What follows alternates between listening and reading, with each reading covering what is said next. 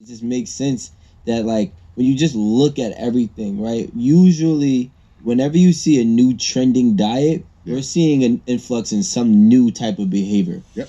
and that's one thing that I've picked up, and so that's how like I got into the studies of the frog thing because Yeah, I I was got trying you. to figure out like what's going on because the percentile of homosexuality, obviously there were different variables, but Yeah. the percentile of homosexuality was like 1 to 2% in the 90s, Yeah. and now we're at 1 in 4. So you can't tell me that there was 24% of people in the closet. Yeah. That doesn't make sense. The numerics don't add up. So then I started looking for possible ways, and I'm like, well, we had the whole frog thing where that was based on our agriculture. Yeah. Then we have trending diets such as vegan and vegetarian diets, and it's like, well, now you're pumping all of this.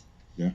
Wow, And man. then when you start to, I want to go back to like the whole hormone conversation because these are they're both natural hormones in our body, and they tell us what to look like, what to develop in terms of our reproductive organs, like the deepness of our voice, the sweetness of our voice. It tells us all those things. So when you switch the hormones, you're switching the person. So it makes sense why so many children even are having what I would refer to as body dysmorphia. Right. And by a lot of men are not only losing their manhood, but they're also losing their ability to reproduce too. Because infertility is big now, because that's another common effect of low testosterone, low sperm count.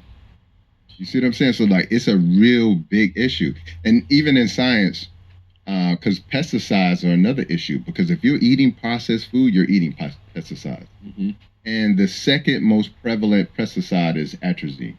Okay, now you probably heard the study where this frog was converted into a tadpoles in California. What comes out in the means is the frog was made to be gay.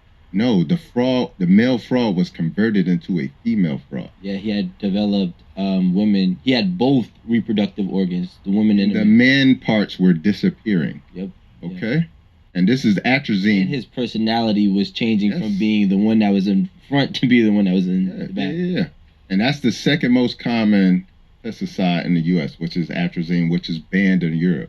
And in that study, they said that 3 times the amount that it would take to affect a human, they are actually using 3 times that amount of pesticides on our agriculture, which actually hosts 80% of the United States. Yep. And so they use 200 nanograms per deciliter to convert this frog into a female frog. What would you guess the limit is in America's drinking water? Just guess. So 200. What would you guess? 1,000. 3,000. That's the limit that they're cool with being in American drinking water. So wait, so 200. So it's about what, 60 times? No, 6 times.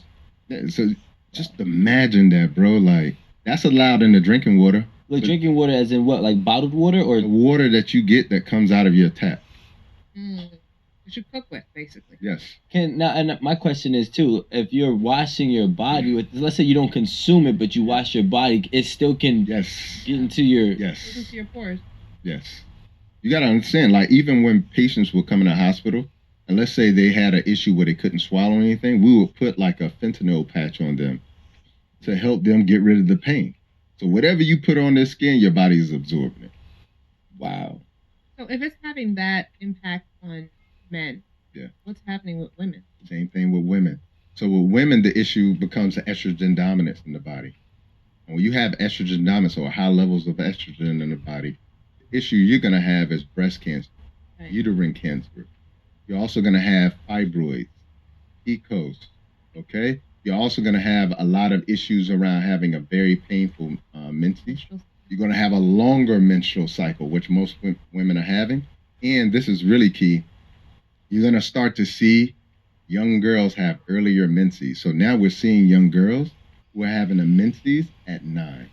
What? Whereas if you go back to like the 1800s, 14. It was like 14, 16. They would have their first period. 9 years old? Yes. And the earlier your menses is, it increases your risk for breast cancer. It increases your risk for all reproductive cancers for women. Okay.